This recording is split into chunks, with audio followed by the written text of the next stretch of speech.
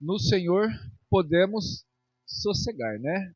Independente da tempestade que possamos estar passando, mas com o Senhor Jesus nós temos a garantia de bonança, porque Ele é aquele que nos sustenta.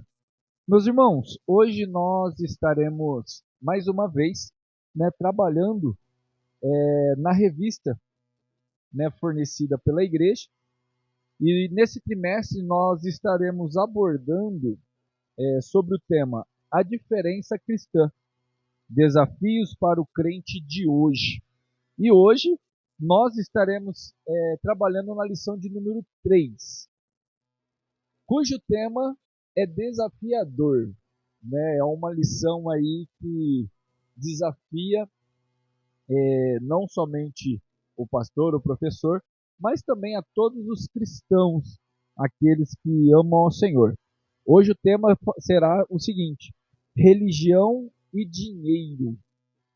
Hoje nós vamos trabalhar sobre, em cima de um assunto que traz bastante discussão, dúvidas, e hoje, se permitindo ao Senhor, nós vamos abordar e tirar essas dúvidas, se assim nós conseguirmos, né?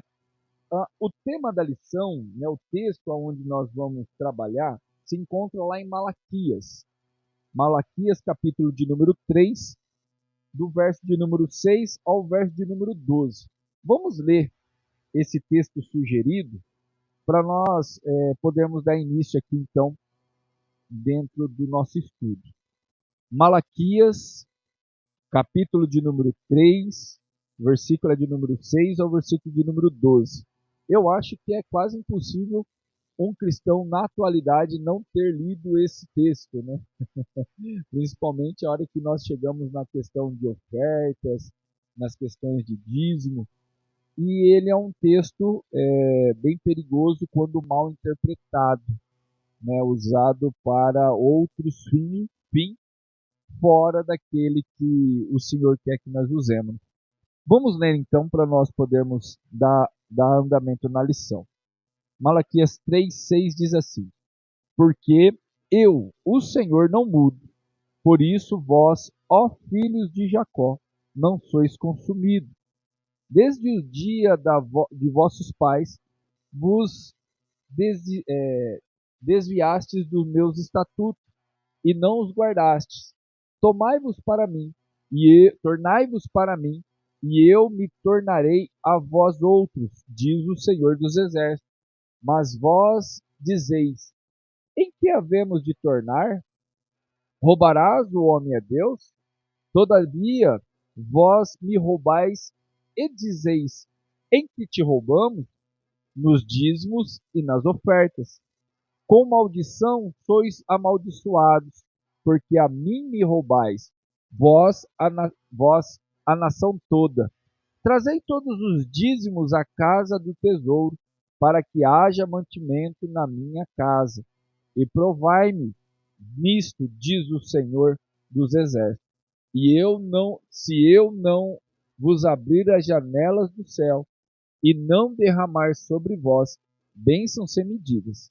Por vossa causa repreenderei o devorador, para que não vos consuma o fruto da terra, e a vossa vide no campo não será estéril, diz o Senhor dos Exércitos. Todas as nações vos chamarão felizes, porque vós serei uma terra deleitosa, diz o Senhor dos Exércitos. Glória a Deus. Vamos orar ao nosso Deus, pedindo sabedoria e discernimento? Pai, diante da tua glória, nós nos prostramos e te louvamos por essa dádiva, Pai, por essa oportunidade de podermos nos reunirmos nessa casa de oração para juntos, mais uma vez, falarmos sobre a sua gloriosa palavra. Senhor, pedimos a Ti neste momento para que Teu Espírito Santo possa, Deus, abrir nosso entendimento, nossa compreensão, para que sim, nós possamos apreender a Tua palavra em nosso coração, para que nós não venhamos pecar contra Ti. Dê-nos, Senhor, a instrução necessária e a destreza, meu Pai, para compreendermos tudo. É o que nós te pedimos e te glorificamos no nome do Senhor Jesus. Amém e amém, Senhor. Queridos, todos estão com a página aí nas suas mãos? Nós estamos ainda com o probleminha da revista, mas eu imprimi a lição, então vai dar para todos acompanhar. Aí na nossa introdução, o comentarista, ele inicia com uma pergunta. Qual é a pergunta que o comentarista inicia aí? Quanto custa ser cristão hoje? Interessante essa pergunta, né? Quanto que custa ser cristão hoje? É muito complicado nós falarmos sobre esse assunto nos dias atuais sem dar indiretas em algumas instituições que nós vemos no dia a dia. Todavia, a minha intenção aqui hoje não é falar de nenhuma instituição de A ou B. Eu não tenho condição de fazer isso porque eu tenho muito respeito nesse quesito. Não cabe a nós fazermos isso. Porém, quando nós falarmos de algumas doutrinas ou de alguma teologia, nós estaremos abordando sobre a falácia que é apresentada, não da instituição em si, mas das falácias que são apresentadas em certas instituições. Nós estaremos falando a respeito da palavra do Senhor e sobre a luz das Escrituras, o que devemos de fazer em relação ao dinheiro, em relação às doutrinas que são apresentadas dentro da nossa igreja e fora dela também. Por isso, o comentarista, ele começa diligentemente fazendo essa pergunta: quanto custa ser um cristão hoje? Dentro da IPB, nós temos regras e nós temos equilíbrio. Mas quando nós olhamos para outras portas, outras instituições, nós vemos algo gritante acontecendo. Nós vemos pessoas sendo ludibriadas por causa do dinheiro, pessoas sendo sobrecarregadas por causa de festas, por causa de pedidos, por causa de pregadores, por causa disso, por causa daquilo, por causa de um monte de afazeres, e tudo se resume em dinheiro. Grandes congressos se resume em dinheiro. Aniversário disso, festa daquilo, roupa disso, roupa daquilo, e tudo isso vai acarretando para dentro da cristandade. Parece que nós não temos a ver com isso, mas nós também temos a ver com isso. Por quê? Porque mesmo que sejam outras denominações que façam essas atividades, querendo ou não, se reflete também dentro de toda a cristandade. Porque o ímpio vai olhar e vai colocar todo mundo no mesmo balaio. Todavia, eu e você temos que estar preparados para responder com mansidão e fé a todos que vierem pedir a razão da nossa fé.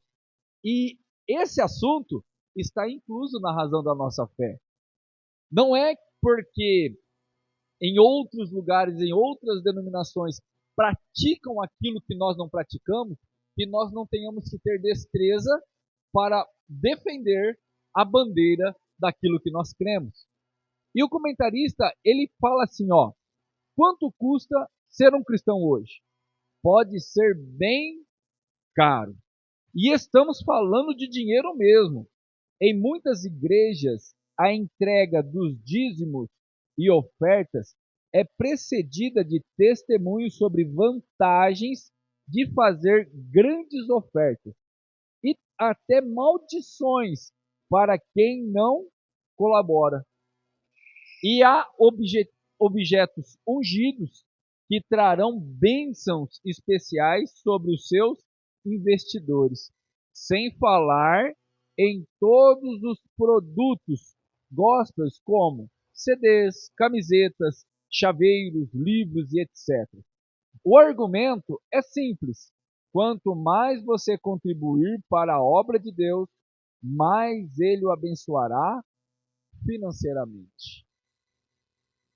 O comentarista, ele traz uma realidade muito presente no meio da cristandade. Existem diversos pastores, profetas, falsos apóstolos, muitas nomenclaturas, né, que chegam em vários púlpitos, e não somente nos púlpitos, mas em várias casas, em vários ouvidos, e começam a apresentar falsas doutrinas relevantes a dinheiro. E qual é a artimanha deles? Sempre pegando o ser humano naquilo que ele deseja. O domingo nós tivemos essa aula e um dos pontos que foi abordado foi sobre a ganância do ser humano. Você quer pegar um crente ganancioso? Faça o culto da prosperidade. Você quer pegar um crente ganancioso? Promete bênçãos através de oferta. Porque muitas denominações crescem e enriquecem. Por quê? Porque os pastores e seus líderes começam, de alguma maneira, oferecer bênçãos em troca de dinheiro. Oferte mais, que receberá mais. Dê mais dízimos e oferta, que Deus abrirá as portas e as comportas do céu e encherá os celeiros das suas casas. Esquecendo que o dinheiro em si não é o problema, mas a motivação em que ofertamos pode se tornar um grande problema. O dinheiro, ele traz estabilidade, mas o amor ao dinheiro pode trazer idolatria, pode revelar a fragilidade do ser humano.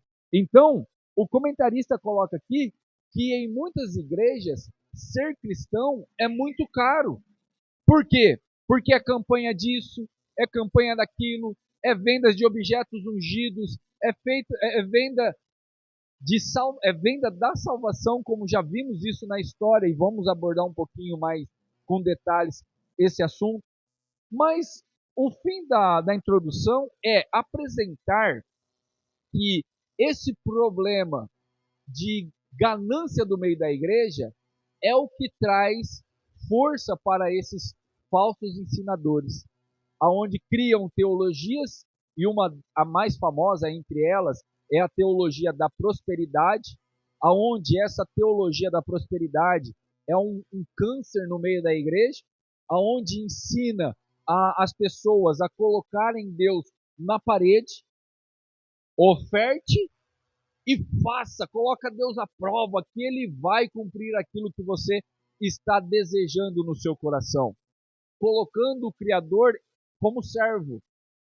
E o próprio Jesus deixou muito bem claro que o único que ofereceu riquezas em troca de ser adorado foi o próprio Satanás. Satanás, lá na tentação do deserto, disse o que para Jesus? Tudo isso te darei se prostrado me adorar. Disse então Jesus, vai-te, Satanás, porque também está escrito, somente a Deus adorarás e somente a Ele prestarás o culto. Notem que culto não se diz respeito à oferta monetária. Mas Jesus disse o quê? Se te lembrares que teu irmão tem algo contra ti, deixa a tua oferta ali no altar, vai, te reconcilia primeiro com teu irmão, depois você vem e apresenta a tua oferta. Notem que Jesus não está falando de dinheiro. Jesus está falando de culto. Oferta não se resume à questão monetária. Oferta se resume ao coração, se resume à consciência, se resume à unidade, à comunhão. Tendo comunhão, tendo intenção sincera no coração, Deus recebe oferta. E a oferta também se torna uma consequência do valor monetário. Porque o valor monetário é muito importante para a igreja.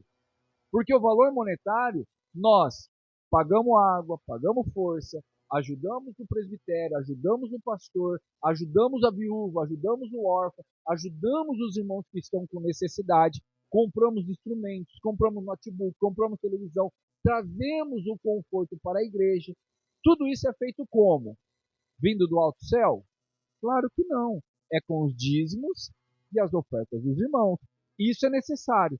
Porém, tudo isso não se resume à real oferta que Jesus pede. Jesus pede um coração contrito e quebrantado, qual a esse Jesus nunca rejeitará. Nesse sentido, então, nessa linha de pensamento, nós vamos entender aqui quem é Mamon. Olha aí no primeiro bloco. Em Mateus 6,24, alguém poderia abrir para nós, por gentileza? Mateus 6,24. Em Mateus 6,24, a palavra riqueza é uma tradução do nome Mamon, que era considerado o deus das riquezas. Mamon é o maior e, para muitos, o único Deus com D minúsculo, rival do Deus com D maiúsculo, verdadeiro. Para esses, Mamon detém uma, abre aspas, dignidade, fecha aspas, maior do que o do Deus de Israel. Nem mesmo o Senhor recebe a mesma fidelidade por parte de seus adoradores.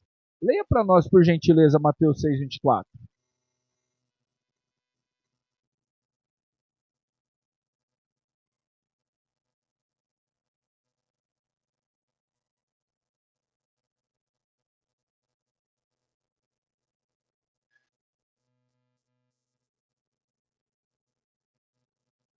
Olha só que interessante.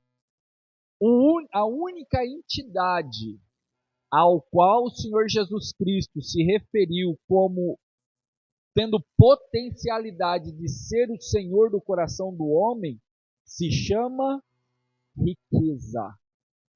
Não está falando dinheiro, moeda, mas está falando de riqueza. Porque o que significa a palavra mamon? A palavra mamon vem do aramaico, que significa aquilo em quem alguém confia. No contexto, Jesus está falando sobre riquezas, bens, posses. Confiar na força do braço. Confiar em pedras, em metais. Jesus está deixando claro aqui que a única coisa que pode rivalizar com Cristo Jesus no coração do homem é a riqueza. Ao ponto de Jesus chamar ele de Senhor. Olha só que interessante, que sério isso. Mamon, ele pode se tornar o Deus, pode se tornar um Deus do ser humano. E o ser humano ser totalmente devoto ao dinheiro, ao ponto de acumular riquezas para si e não ter compaixão daquele que que tem necessidade. Você conhece alguém que ama mais os bens do que as pessoas? Pode ser ímpio, pode ser irmão. Eu já tive a infelicidade de conhecer cristãos que amam mais o dinheiro do que o seu irmão. Que sabe que seu irmão está necessitado, mas não tem a capacidade de se colocar à disposição para ajudar. E pessoas que não é aquela pessoa que trabalha do sol a sol, é aquela pessoa que tem muito recurso, não é pouco, é muito recurso. Ela tem muito mais prazer em chegar no gasofilácio e colocar muito dinheiro para se fazer visto pela liderança do que ajudar uma pessoa que está realmente necessitada. É esse tipo de ganância que Jesus está combatendo. É esse tipo de oferta que Jesus está combatendo. Eu posso ofertar 1 milhão, mas Jesus não está nem aí para esse 1 milhão. Eu posso ofertar R$2, mas Jesus receber como um cheiro suave essa oferta de R$ 2. Não foi isso que ele fez naquele grande dia, lá que os pessoal estavam ofertando, e veio lá os ricos e colocaram aquelas ofertas gordas, e colocavam aquele monte de dinheiro, e Jesus só observando. Mas veio aquela viuvinha e colocou somente 2 moedinhas. Jesus parou o culto e falou o quê? Que aquela mulher tinha feito a maior oferta, mostrando que não é quantidade, mas é serenidade que vale. As pessoas, eu tenho o costume de dizer assim, irmão, você tem 1 milhão e você quer ofertar 1 milhão, oferte 1 milhão, mas oferte com todo o coração de gratidão, cheio de gratidão. Porque se você ofertar 1 milhão sem nenhuma gratidão, Deus não está nem aí para esse negócio. Mas se você tem 1 milhão, mas você quer ofertar R$ 2, oferte R$ 2. O dinheiro é teu. Deus te deu. Todavia, não se esqueça que o mesmo dinheiro que é teu, foi Deus também que te deu. E a oferta que você devolve, você não dá, você devolve. Porque o dinheiro não é teu. O salmista diz aí assim: o que darei eu ao Senhor por todos os benefícios que Ele tem me feito? Eu vou dar a Ele o boi? É dele. Eu vou dar o ouro? É dele. Eu vou dar a prata? É dele. Tudo é dele. O que nós devolvemos é em forma de gratidão por todos os benefícios que Ele tem me feito. É nesse contexto que Jesus está combatendo a hipocrisia daqueles que confiam na riqueza. Porque até a riqueza que ele tem, foi Deus que deu. Mas a ingratidão deixa a pessoa tão cega que ela não consegue compreender isso. Aí Jesus coloca Mamon na jogada e mostra que Mamon pode cegar até mesmo os fiéis do Senhor. Olha o que o comentarista coloca aí no segundo parágrafo. Não é só o mundo que adora Mamon. A história já provou que a igreja também levanta para ele seus altares revestidos de ouro. Ô irmão, se você ler um pouquinho da história da igreja, você vai ver que muitas pessoas morreram por causa da ganância. Sabe de quem? Da igreja.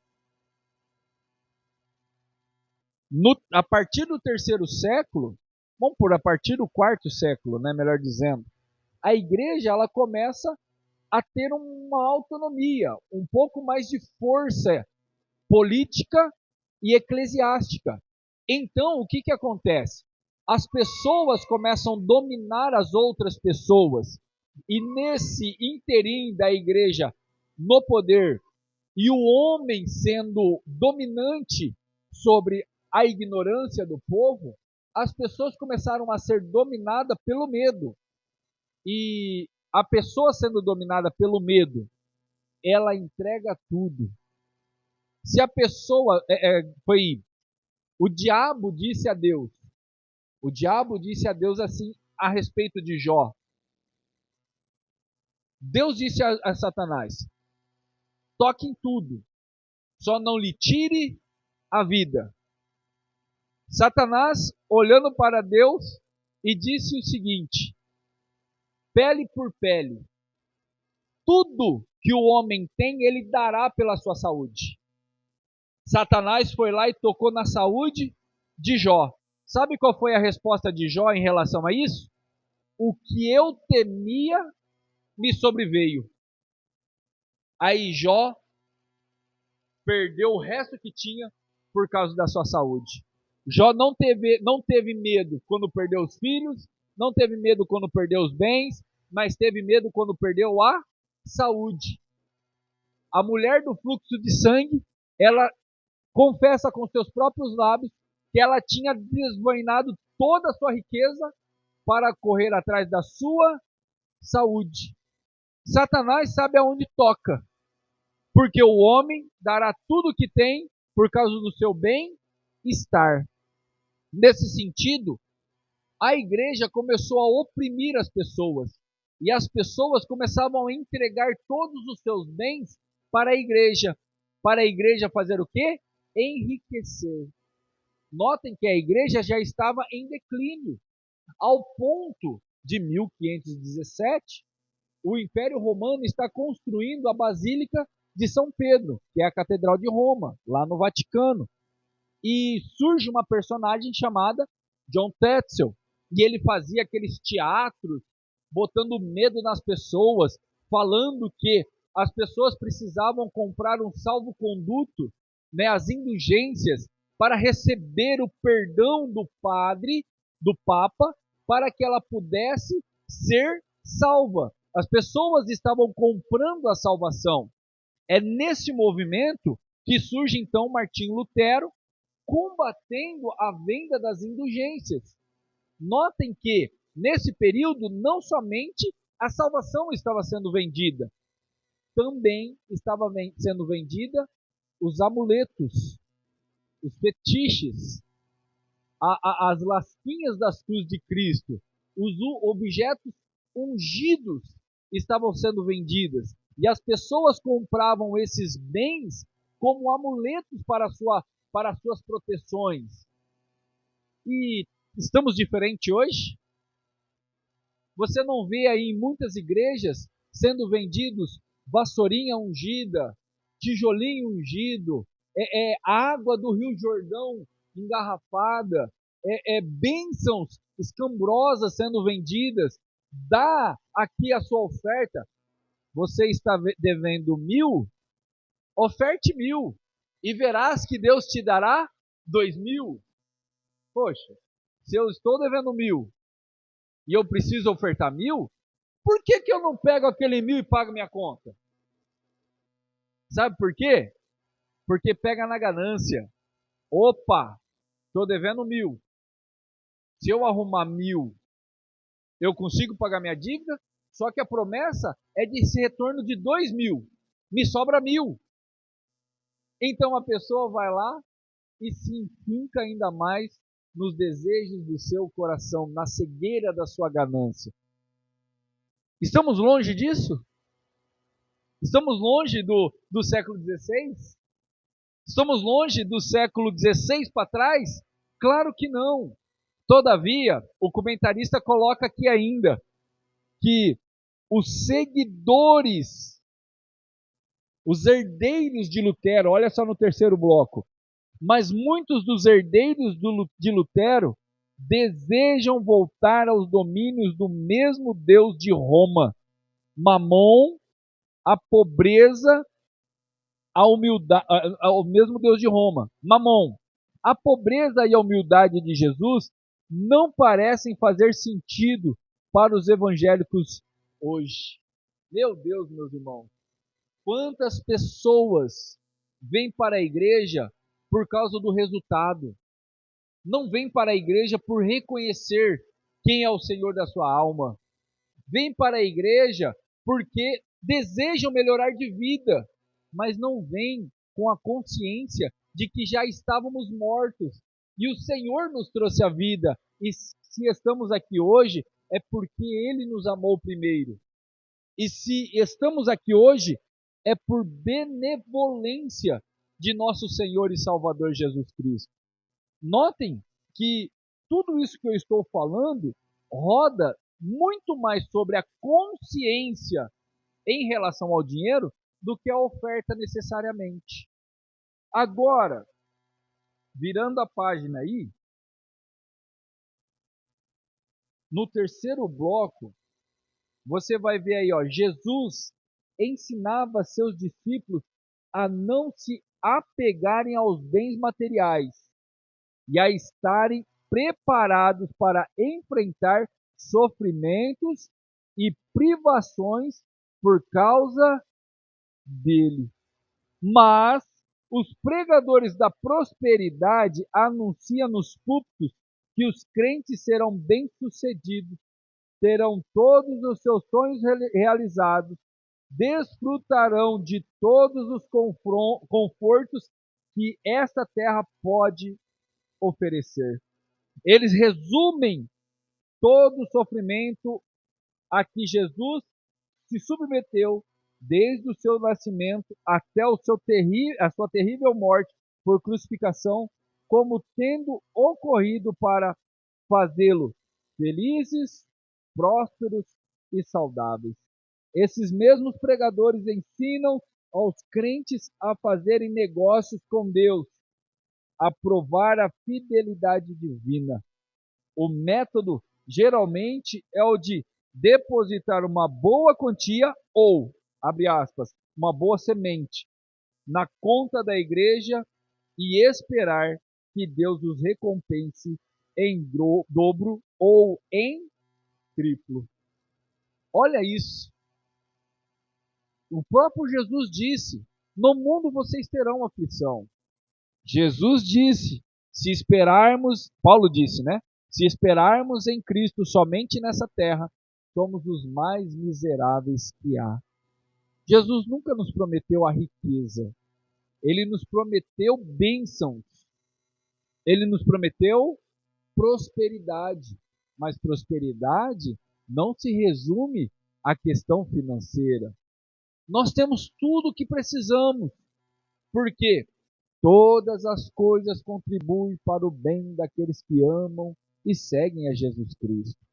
Todavia, isso não isola ou joga de lado a nossa responsabilidade e o nosso desejo também de termos uma vida plena e sossegada. Trabalhamos para quê? Para pagarmos as nossas contas, para fazermos uma viagem, para dar um bom carro para a nossa família, para darmos uma boa alimentação para os nossos filhos, para nós mesmos termos uma boa vestimenta. Jesus nunca nos proibiu de trabalharmos e de acumularmos também os nossos bens. Jesus nunca nos proibiu disso.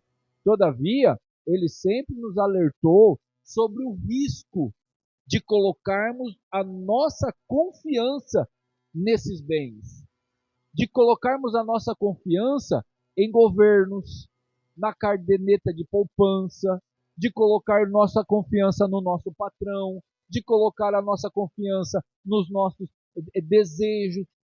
Esse é o alerta de Jesus Cristo.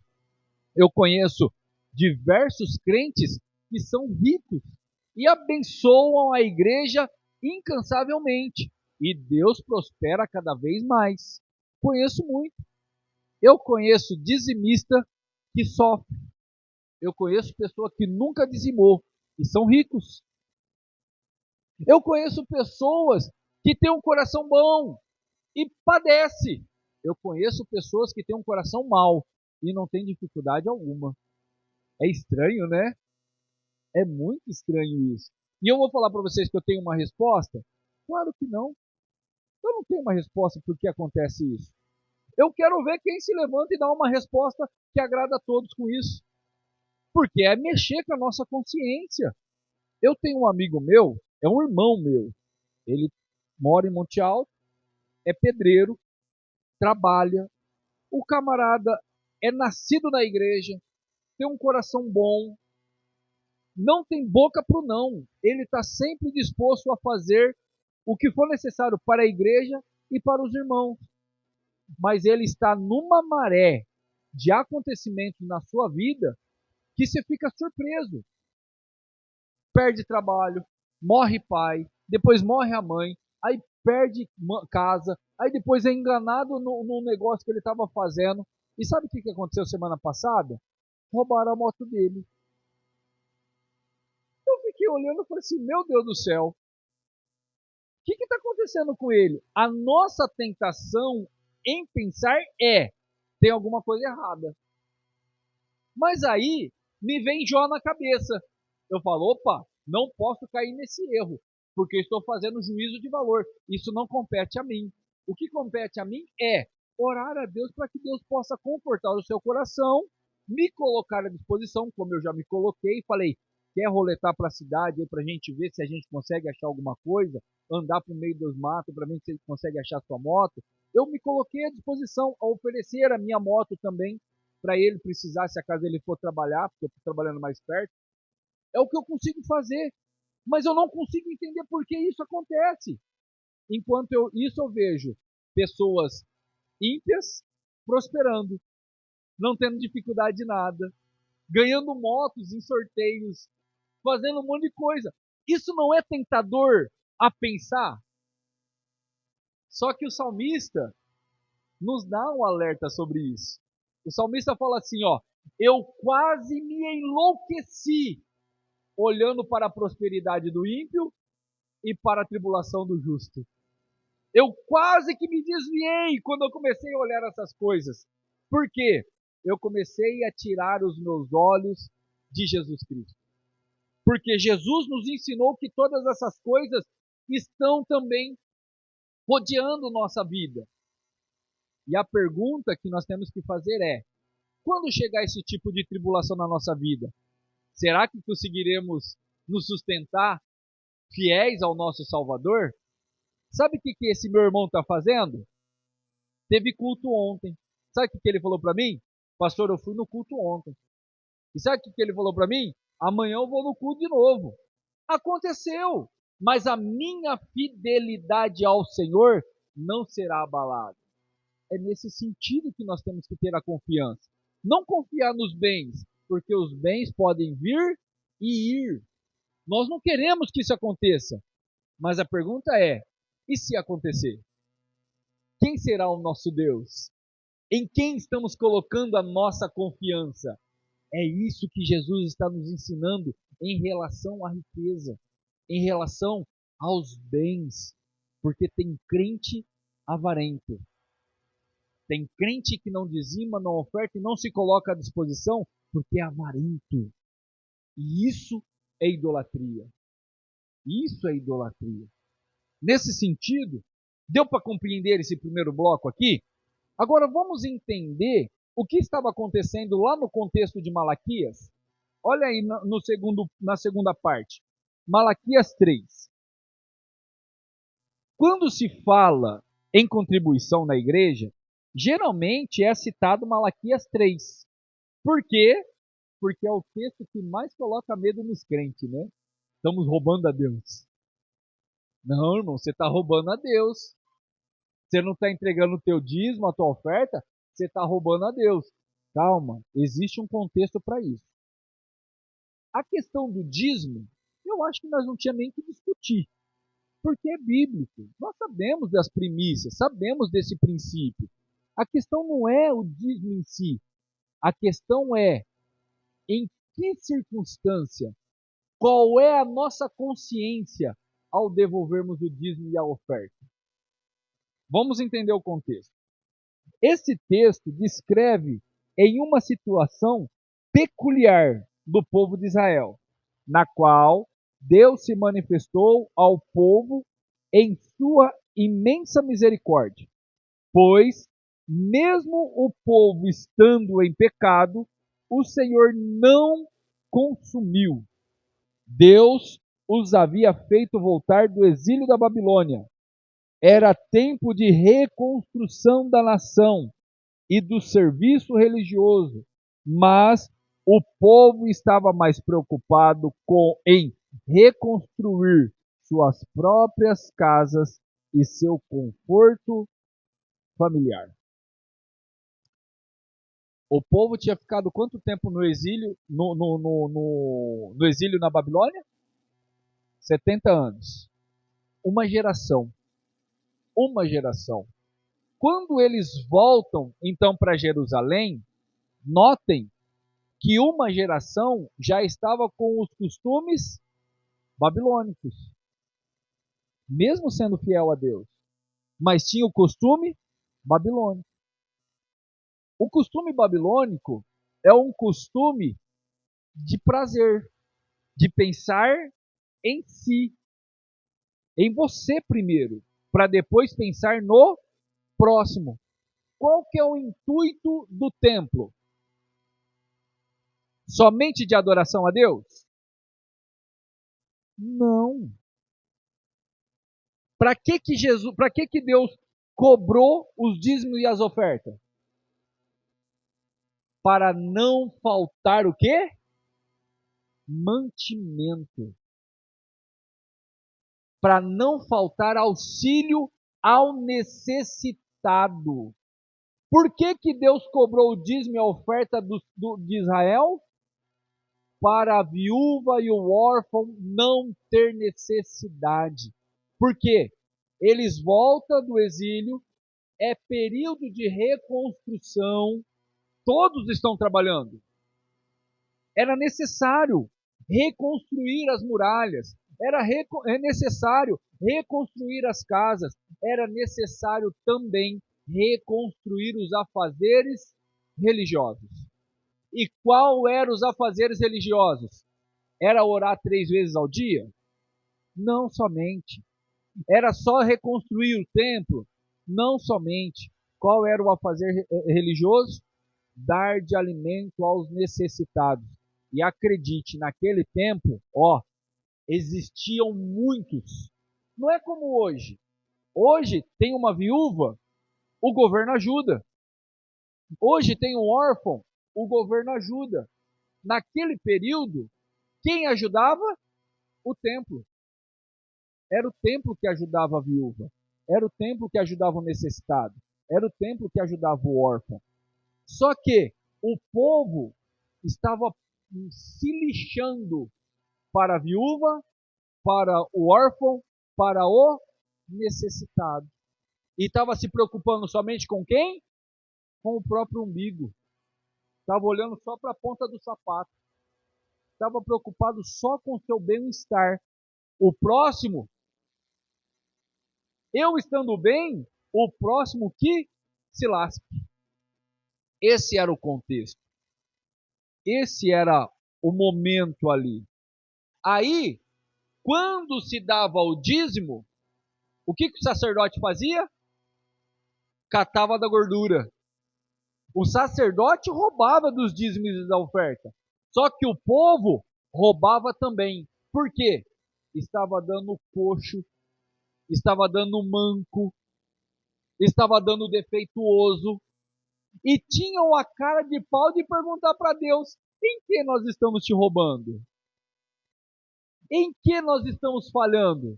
Aí Deus olha para eles e fala assim: olha, a sorte de vocês é que eu não mudo. Porque se eu mudasse, eu fulminava todo esse povo aqui. Eu matava tudo.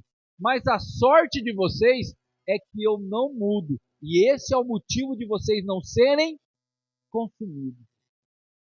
Aí Deus chama a atenção do povo e fala: gente, para de confiar na força do seu braço.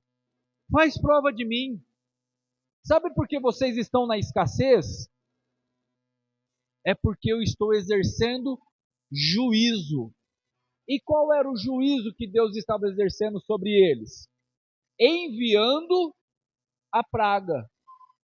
Enviando os gafanhotos, o gafanhoto.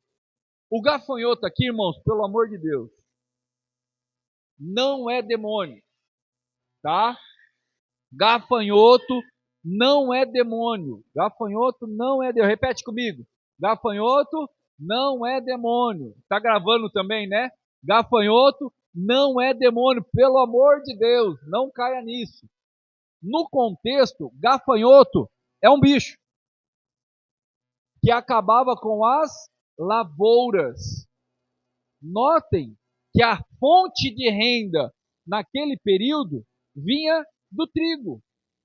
E a praga que vinha contra as lavouras era um bicho que acabava com o trigo, que acabava com o milho, que acabava com a cevada. Era isso. Todavia, era enviada por quem? Por Deus. Era o próprio Deus que enviava. O texto está dizendo isso. E eles não percebiam que era a mão do próprio Deus que estava exercendo juízo. Isso pode acontecer hoje? Claro que pode. Deus pode exercer juízo contra a infidelidade do seu povo. Eu acredito que Deus pode fazer a gente perder um emprego? Eu acredito. Por quê? Ele exerce juízo. O juízo é atemporal de Deus. Notem que gafanhoto não é demônio, mas o gafanhoto é símbolo de juízo do Senhor. Notem que o momento aqui do contexto é geográfico e é nacional. É na terra de Israel para o povo de Israel. Todavia, o juízo de Deus é exercido também sobre o seu povo. Disse Pedro: chegará o momento de julgar a casa e começará pelos filhos de Deus. Então, o juízo de Deus também é exercido sobre os filhos de Deus. É por isso que Jesus fala: calma, virá tribulação pelos filhos da desobediência, por causa do filho da desobediência. Domingo, eu preguei sobre o texto de 2 Coríntios, no capítulo 6, ali do verso 17 em diante. E o Paulo ele faz uma pergunta: que comunhão há entre Cristo e Belial? Ele faz uma pergunta retórica, sem resposta. Que comunhão há entre luz e trevas? Nenhuma, não existe comunhão entre luz e trevas. E muito menos entre Cristo e Belial. O que significa Belial? A palavra Belial literalmente significa rebeldia. Confiança em si mesmo, não submissão. Cristo simboliza a verdade e obediência, e uma obediência sem legalismo, uma obediência com o coração. Belial significa rebeldia, obediência com legalismo, obediência com favor, com troca, com moeda de troca. Não existe comunhão entre eles. Ou nós servimos a Deus com fidelidade por aquilo que Ele pode fazer por nós e com amor pela salvação, ou tudo que passar disso se torna idolatria. Tudo que passar disso, até os nossos dízimos podem se tornar idolatria. Porque muitos ofertam e dizimam por causa da prosperidade. Muitos ofertam e dizimam porque Deus pode repreender o devorador. Deus fala: faça isso e faça a prova de mim, porque eu vou repreender o juízo sobre vós. Mas não faça como uma moeda de troca. Faça por reconhecimento de quem eu sou, porque aquilo que vocês fazem beneficia o próximo. Deus está pouco se lixando pelo nosso dinheiro. Deus está pouco se lixando pelo valor monetário que colocamos. Mas Deus ama aquele que dá com alegria. Porque aquele que oferta com alegria sabe que os recursos que virão para essa casa serão gastos com aqueles que usufruem dessa casa. Pastor, eu dizimo, mas meu irmão não dizima. Mas, irmão, dizima com alegria. Porque mesmo que seu irmão que não dizima, será beneficiado pela alegria de que você ofertou. E pela sua alegria, muitos serão contagiados e farão com alegria também esse tão glorioso ato. Porque dizimar não é de matar, mas devolver o dízimo é um ato glorioso que Deus nos dá para fazermos com alegria. 10% é muito comparado aos 90%. 10% é muito comparado aos 90%. E também cabe vocês saberem que 10% é uma questão estabelecida. Porque se formos estudar afinco, Jesus pede uma parte. E se nós formos colocar em porcentagem, uma parte pode chegar até 20%. Às vezes passando. Então, para ninguém cair nessa questão de ficar com peso na consciência, nós estabelecemos esses 10% que é justo, é bíblico e é orientação divina para que nós venhamos ter paz em meio à tribulação. Porque não caia no engano, você pode ser dizimista e sofrer aflições. Você pode ser dizimista e às vezes não ter dinheiro para pagar o conta naquele dia e ter que pagar os jurinhos depois. Acontece. Ah, pastor, mas eu sou dizimista e isso nunca aconteceu. Glória a Deus por isso. Mas eu conheço pessoas que fazem o dízimo e já aconteceu isso. Mas ainda assim permanecem fiel para a glória do Senhor Jesus Cristo. O importante de tudo isso, meus irmãos, é sermos obedientes ao nosso Salvador e fazermos com alegria, porque Deus ama aquele que dá com alegria. Simples assim.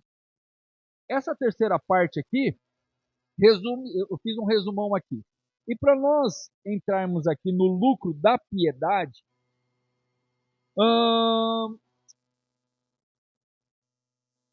deixa eu ver aqui. No segundo ponto aí, pensavam que a piedade podia ser fonte de lucro, como pessoas de hoje em que adotam todo tipo de, abre aspas, ritual evangélico, fecha aspas, para obter prosperidade. Hoje nós vemos pessoas naquela relação de troca. Toma lá, dá cá. Compra um objeto para receber em troca. Oferta muito para receber em troco. Lucro da piedade. É isso que o comentarista aqui. Eu sou bom, então eu tenho que ter uma vida boa. Mas Jesus, eu sou tão bonzinho, por que isso está acontecendo comigo? É o que os falsos apresentam. Então não caiam nessa, e graças a Deus, todos que estão aqui já foram libertos já dessa ganância, né? Dessa esse tão falso ensinamento. Graças a Deus por isso. Ó, no segundo ponto, no terceiro ponto, um pouquinho mais para baixo, aí você vai ler comigo assim, ó. Paulo diz que o amor pelo dinheiro conduz as pessoas a todo tipo de pecado. Como diz Calvino, abre aspas, não há males que estes não produza, farta e diariamente, inconstáveis fraudes, falsidades, perjúrios, perjúrios impulsoras, exortação, extorsão, crueldades, corrupção judicial, contendas, ódios, envenenamentos, homicídios e toda sorte de crise. Fecha aspas. Calvino está relatando o que era comum no século XVI, mas soa como noticiário de hoje. Meu Deus, meus irmãos, só troca a coleira mesmo, né? O cachorro sempre é o mesmo. O cachorro não muda. Satanás não muda. É sempre o mesmo. Tem uma frase, eu não sei quem é o idealizador dela, mas é uma grande verdade. Só comete os erros do passado quem não conhece a história. A ignorância cega as pessoas. Com a ignorância gera a ganância. E a ganância gerada nasce um filho. E esse filho passa para o próximo filho. E o filho passa. Isso daí é uma corrente. Para quebrar isso, nada melhor do que o ensinamento sadio das Sagradas Escrituras. Ofertar, dizimar, ter bens, não tem nenhum problema. O problema sempre será a motivação do coração. Sempre, sempre será.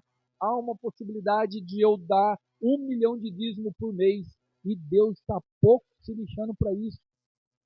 mas há uma possibilidade de eu conseguir todo mês, com o suor do meu trabalho, contribuir com alegria e gratidão no meu coração o mínimo possível e Deus receber. E você está não acumulando tesouros nessa terra. Porque não foi isso que Jesus disse?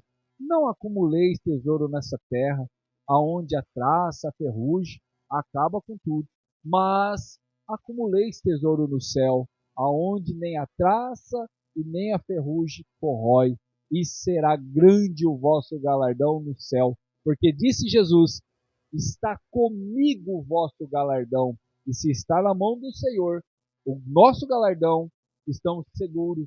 Pedro foi orientado, né? Pedro, faça, porque nessa terra você terá, mas lá no céu terá muitas vezes mais. Então faça sem esperar nada nessa terra, porque até então, deixa eu te contar uma coisa. Sabe essa mansão que nós almejamos ter? Vai queimar no fogo.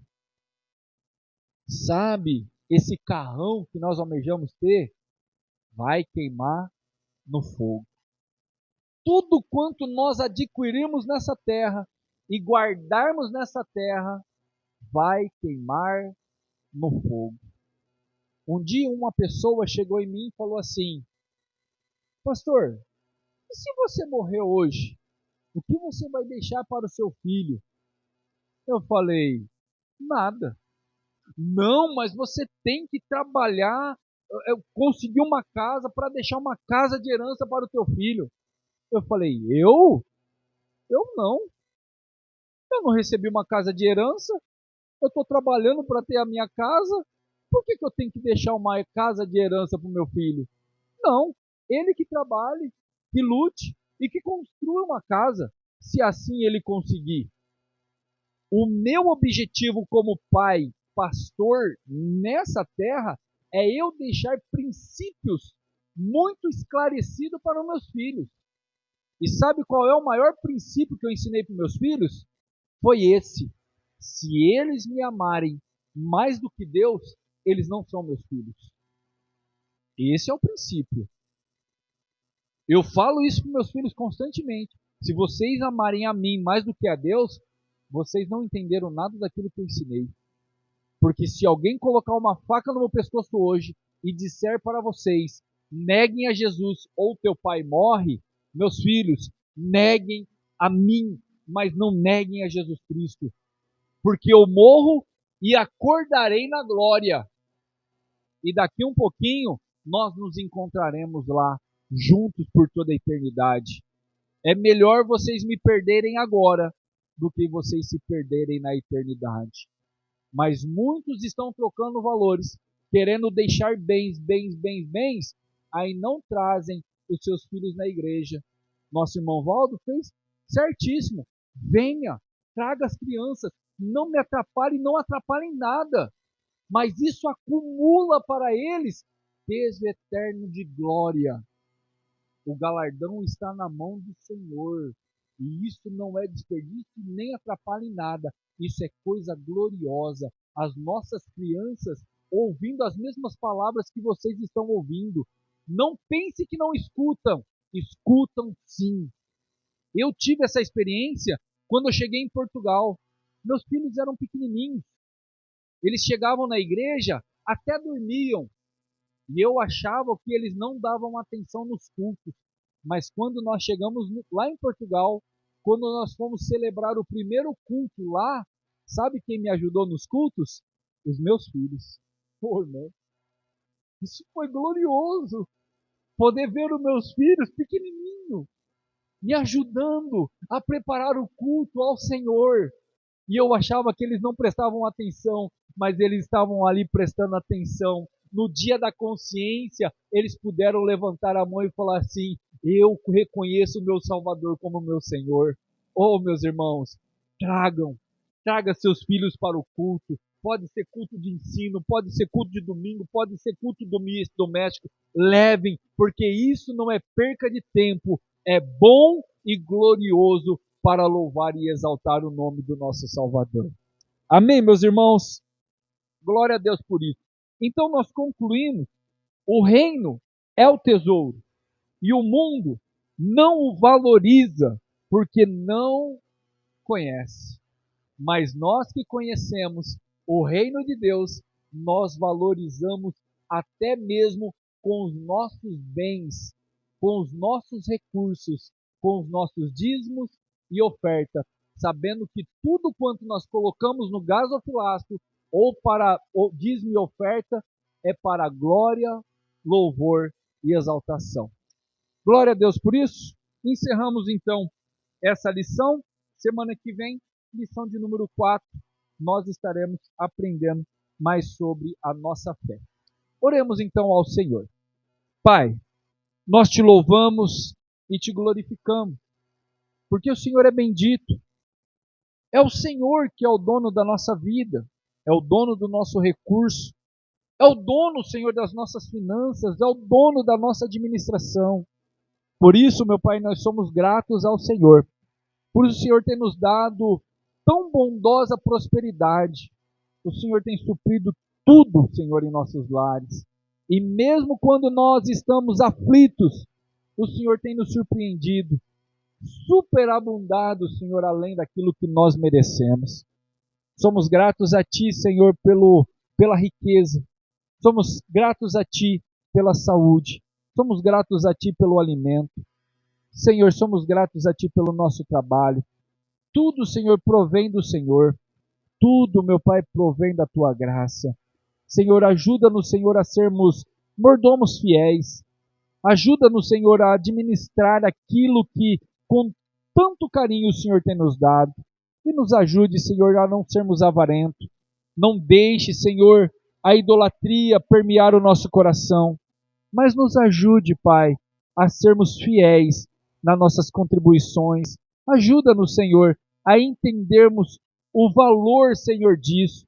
Porque quando nós fazemos com gratidão, o Senhor tem suprido todas as nossas necessidades. Obrigado, Jesus. Nós te amamos, porque até aqui o Senhor tem nos ajudado e tem nos guardado.